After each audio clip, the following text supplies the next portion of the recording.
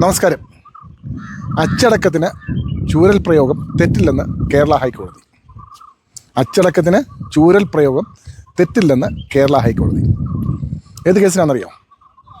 ഒരു വിദ്യാർത്ഥിയെ അധ്യാപകൻ പഠിപ്പിക്കുന്നതിനിടയിൽ ഒരു അടി വെച്ച് കൊടുത്തതിനുള്ള കേസിനാണ് വിദ്യാർത്ഥിയുടെ അച്ഛനും അമ്മയും ചേർന്ന് പോലീസ് സ്റ്റേഷനിൽ പരാതി കൊടുത്ത് അധ്യാപകനെതിരെ ക്രൈം രജിസ്റ്റർ ചെയ്ത് അധ്യാപകനെ അകത്തിടാൻ വേണ്ടി കേസ് കൊടുപ്പിച്ച് അധ്യാപകൻ ആ FIR ക്വാഷ് ചെയ്യാൻ വേണ്ടി ഹൈക്കോടതിയെ സമീപിച്ചപ്പോൾ ഹൈക്കോടതിയുടെ വിധി പ്രസ്താവനയാണ് അത്.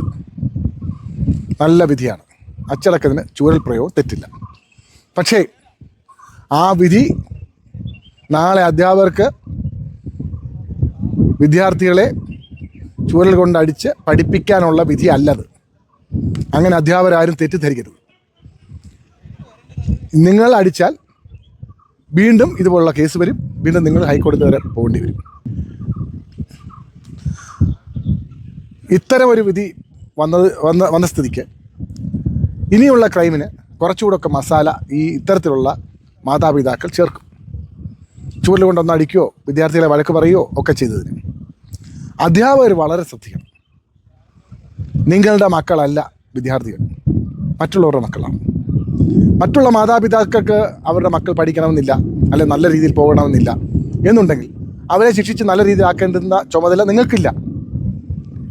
നിങ്ങൾ ശമ്പളക്കാരാണ്, കൂലിക്കാരാണ്. നിങ്ങൾ സ്കൂളിൽ പോയി പഠിപ്പിക്കുക, ശമ്പളം വാങ്ങിക്കുക, വീട്ടിൽ വരിക.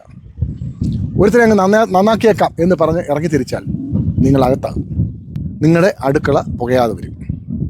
അതിനാൽ ഒരു കാരണവശാലും വിദ്യാർത്ഥികളെ അടിക്കാനോ അവരെ ഒന്ന് നോക്കാനോ ശാസിക്കാനോ നല്ല വഴി പറഞ്ഞു കൊടുക്കാനോ പോകരുത്.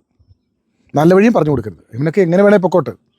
ഇപ്പം എൻ്റെ മോനെ അല്ലെങ്കിൽ എൻ്റെ കൊച്ചുമോളെ, എൻ്റെ മോളെ ഒരു അധ്യാപിക അടിച്ചാൽ ഞാൻ ഒരിക്കലും പോലീസ് സ്റ്റേഷനിൽ കൊണ്ട് കേസ് കൊടുക്കത്തില്ല. വലിയ ലാത്തി ചാർജ് പോലുള്ള വല്ല അടി പോലൊക്കെ ആണെങ്കിൽ നമുക്ക് ചോദിക്കാം. ഇതൊന്നോ രണ്ടോ അടി, എൻ്റെ ചന്തിത്തൂക്കിലൊക്കെ എന്തുമാത്രം അടി കിട്ടിയിട്ടുണ്ട്, എവിടെയൊക്കെ പൊട്ടിയിട്ടുണ്ട്, കൈയൊക്കെ എവിടെയൊക്കെ പൊട്ടിയിട്ടുണ്ട് അധ്യാപകരടിച്ചത്. ഞാൻ പഠിക്കുന്ന കാലത്തൊന്നും എന്നെ അടിച്ചതിൻ്റെ പേരിൽ ഒരു അധ്യാപകരോട് എൻ്റെ അച്ഛനും അമ്മയും ഒന്നും പറഞ്ഞിട്ടില്ല. എൻ്റെ അച്ഛനും അമ്മയും അധ്യാപകരായിരുന്നു. എൻ്റെ അച്ഛനും അമ്മയും അടി കൊടുത്ത അനുസരിച്ച് കോട്ടയം, വാഴമുട്ടം, വള്ളിക്കോട്, ഈ പത്തനംതിട്ട ജില്ല മുഴുവനുള്ള ഒത്തിരി പേര് എൻ്റെ അച്ഛൻ്റെ അമ്മയുടെ അടി വാങ്ങിച്ചവരാണ്.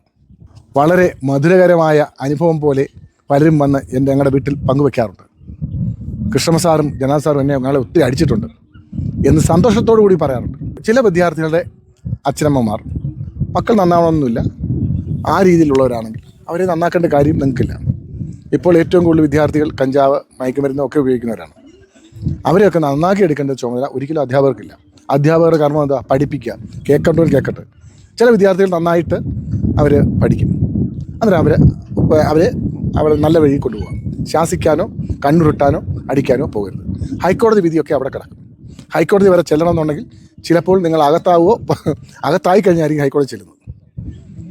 അല്ലെങ്കിൽ നിങ്ങൾ എന്തുമാത്രം സ്ട്രഗിൾ ചെയ്യണം. നിങ്ങൾ ഒരു വക്കീലെ കാണണം, നല്ല പൈസ കൊടുക്കണം, നല്ല ഫീസ് കൊടുക്കണം, ഹൈക്കോടതി വരെ എത്തണം, ഹൈക്കോടതിക്ക് ബോധ്യപ്പെടണം. പിന്നെ ചൂരിൽ വെച്ച് ഒരു അടി അടിച്ചു എന്നായിരിക്കത്തില്ല ചിലപ്പം അടുത്ത് വരുന്ന ഇനിയുള്ള കേസിനുള്ള വിദ്യാർത്ഥികളുടെ മൊഴി. ചൂരിൽ തലങ്ങലും അടിച്ചു, കുനിച്ചിർത്തി അടിച്ചെന്നും പറയും. പോയില്ലയോ? നിങ്ങളകത്തു പോകും. ഒരിക്കലും വിദ്യാർത്ഥികളെ നന്നാക്കാൻ നിങ്ങൾ അടിക്കാനോ ശാസിക്കാനോ പോകരുത്. നല്ല വഴി പറഞ്ഞു കൊടുക്കാനും പോകരുത്. നല്ല വഴി പറഞ്ഞു കൊടുക്കേണ്ട ചുമതലയൊന്നും അധ്യാപകർക്ക്, ഇപ്പോഴത്തെ അധ്യാപകർക്കില്ല. നല്ല വഴിയൊക്കെ അവർ കണ്ടെത്തിക്കോട്ടെ.